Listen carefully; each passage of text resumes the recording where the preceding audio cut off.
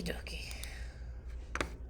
Next project is going to be still life and Vanitas. So we're going to talk about Vanitas with a little bit of history for those of you who may not be familiar with what these are. Vanitas were paintings done by Dutch painters. They're really related to what we call memento mori, still lifes, which are, there was a really big movement in Dutch painting as the merchant class kind of came into power.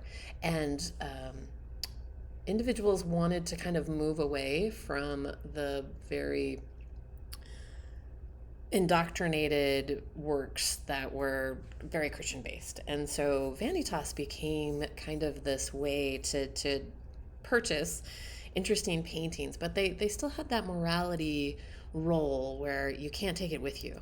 So here we see, some of these paintings in effect. And the reason why I picked Vanitas as our still life is that it's widely known that a lot of the Dutch painters in the 15th century, or 17, I always get those wrong, 1600s, were using what we called a camera obscura.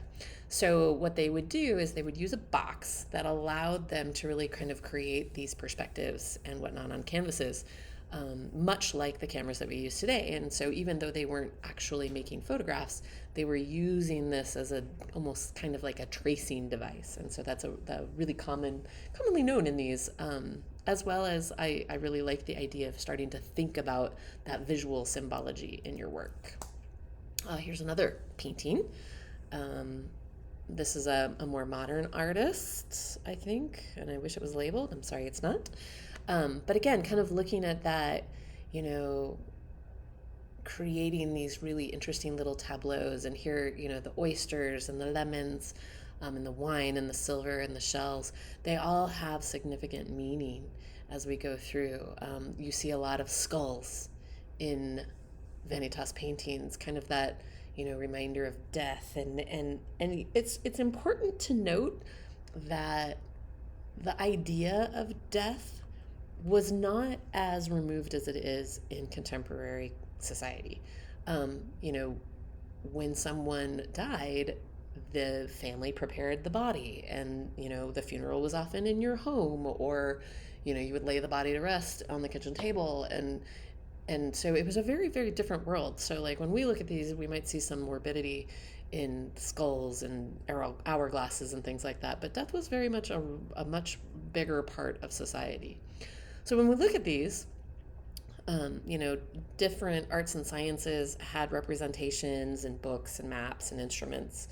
We would see wealth and jewelry, gold, earthly pleasures, some of the more sinful things, ideas of death, like I talked about with skulls, clocks, things like that transience, and then sometimes this idea of eternal life. And so all of these became part of that symbology, and so you would see a lot of these images kind of pulled together using a lot of these different elements. Justine Reyes is a contemporary photographer, kind of utilizing that Vanitas formula, but creating some really interesting imagery. So here we have a piece of cake and tea and this really interesting little photo over here, starting to kind of use this idea of lighting, kind of the wooden table that we see a lot in a traditional Vanitas, a dark background, but kind of starting to compile some different ideas in these. Like we have like the little dead flowers and the grass, creating a much more personal tableau than the metaphors that we see in the old paintings, but using that same formula to kind of instill meaning. So here's another one with the flowers and the cow skull. Again, kind of, working into this more of a commentary on the environment and old photos, using those as possibilities. I'm back. You're back. I'm recording a lecture, so. Okay. I was speaking inside. I thought, yeah, barged in the middle of class. No worries. Yeah, she's not here. My class isn't here today, so I'm like, well, I'll just record the lecture. Here's a really great image with a suitcase and this idea of like the china in the suitcase. Again, playing with some different metaphors, but kind of having some fun with that whole Vanitas thing. The broken eggs, the King Kong with the crown. These can become really interesting ways to communicate some of those visual ideas. Another part of this project is you're going to create a contemporary Vanitas. So you're going to create a traditional one. I have all of the bits and pieces here if you need to come onto campus to photograph those. We also have the lights that we can set up. So I'll leave all of those out for you so you can play with all of that stuff. It makes it really easy if you just come to campus and do that. So Jeanette May does these tech Vanitas, which is, again, taking that same idea of the symbology, but superimposing it with modern technology objects, and when I say modern, you can see her work here. She's using things from the 50s and 60s and, 30s and things like that, but kind of that electronic world that we've become party to. So with your contemporary Vanitas, I want you to think about how you can create these images utilizing a theme that is relevant today. So this could be a really great thing, like maybe you grab all your COVID stuff and throw it into a still life, or would be another really good one. I'm trying to think what's another contemporary idea. Space. Oh, like because all the rich people are going to space? I was thinking like liminal space. Oh. That's like a big thing in the art world right now. Okay. But yeah, so you can kind of have some fun with this and think about different. When you said space, I was listening to NPR this morning, and they were talking about how somebody paid like $28 million to. Yes. Oh, that $28 million. Yeah, that'd pay a lot of teachers. A lot of stuff, a lot of people. But anyway, you can see in these, and these are less about really the metaphoric ideas and just kind of creating these collaborations of devices and things like that. But again, kind of creating a really interesting little, and she brings in, here we have like the little, I forget what those were called, the pianos, the self-playing pianos and things like that. You've got the music from that. And we kind of play with all of these different mechanicized things. Taking that another step further, Richard Cooper created these amazing Vanitas where everything is plastic. So using those same elements of like the skull and the books and gold and all of that stuff, but everything is plastic. And so that commentary of, reproduction and nothing is real, and kind of the evolution of the world as we know it today. It's kind of sad, but they're really cool pictures. But you can kind of see in these again. So when you look at these, hopefully you're starting to kind of see that visual template where we've got a dark background, we've got an interesting foreground. Usually there's kind of dramatic side lighting, and really kind of creating these in a way that the subject matter is highlighted and the background is kind of diminished as well as the foreground. So photographing these in a way that creates a really interesting dynamic. I love this one with all of the plastic animals, but kind of really paying attention to how you're laying these out and how you're doing the lighting is really, really important.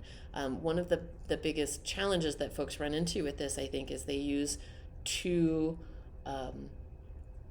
broad of a lighting. So it's really good to make sure that your area that you're photographing in is dark, so that you can come in with either, a side lamp or something like that, to create that drama. If you photograph it where it's bright out, you're just going to get too much generalized lighting, and you don't want that for these. There's some plastic flowers, plastic food. I love these. The plastic ones are my favorite.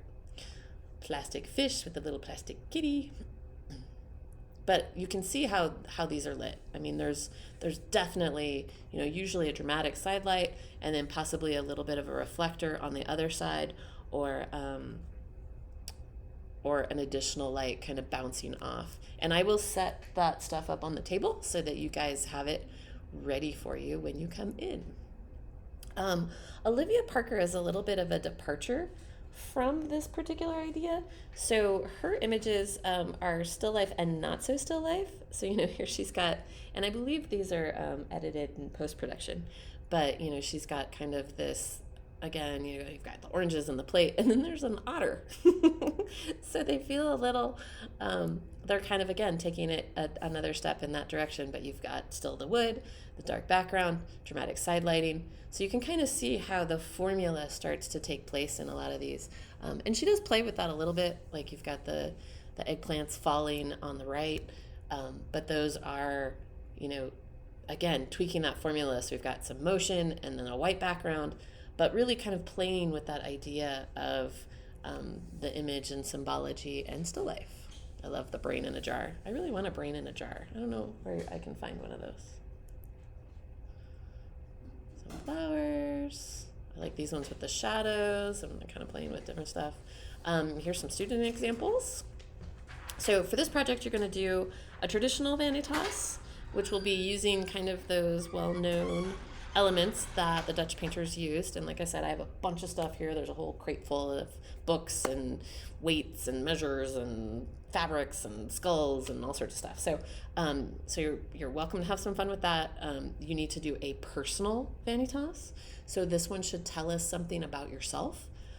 This is a student work where she was really into playing Dungeons and Dragons, and so those are her D&D dice and a fantasy novel. So just a little glimpse of symbology that can be really meaningful. Here's an example of some of the stuff that I have in the classroom, the skull and the keys and the weights and all that fun stuff. And then you're also going to do the contemporary one. So you'll have a traditional like this, personal, and then a contemporary. And the contemporary is up to you. More examples of, so this one was actually a mixture of the traditional and the personal. He brought in this whole little tea set that was his grandmother's, and then put the dollars in there. And I'm trying to remember what his meaning for that was, but you're welcome to kind of play with different things. This was a personal one that a student did with elements that were her grandmother's. Now, one thing that's challenging about this one is really that viewpoint that we were saying. So again, it's kind of departing from that formula that we see a lot. And if you're going to do that, be really deliberate in it. So I think the thing that when we talked about this one in critique was, it's beautiful, I love the lighting and everything, but instead of maybe showcasing everything, doing your framing so that you're really kind of giving us just a glimpse, a picture frame. So maybe, crop in on the edges a little bit more and be mindful of what's happening on the edges. So there's your assignment, 3 vanitas, and I'd like to see, with these ones I don't need to see as many images for your contact sheets. You can play with your lighting a little bit, but I'd like to see around 15 images. And then for the final critique, I want to see one of each. And that is that.